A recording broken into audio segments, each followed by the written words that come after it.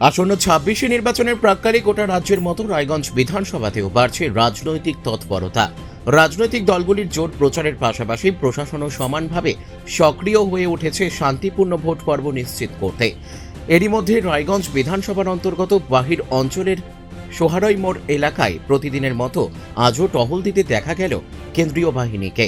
স্থানীয় সূত্রে জানা যায়, সকাল থেকে সন্ধে পর্যন্ত বিভিন্ন সময়ে এলাকায় রুট মার্চ ও টহল চালাচ্ছে কেন্দ্রীয় বাহিনী। তাদের এই উপস্থিতিতে সাধারণ মানুষের মধ্যে নিরাপত্তা ও আস্থার পরিবেশ তৈরি হয়েছে। বিশেষ করে আসন্ন ভোটকে কেন্দ্র করে যাতে কোনো রকম অশান্তি বা অপ্রীতিকর ঘটনা না ঘটে সেদিকে নজর রেখেই এই কড়া নিরাপত্তা ব্যবস্থা গ্রহণ করা হয়েছে।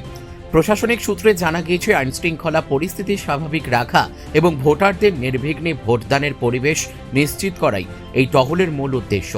পাশাপাশি যে কোনো গুজব বা অশান্তি ছড়ানোর চেষ্টা রুখতেও সতর্ক রয়েছে প্রশাসন।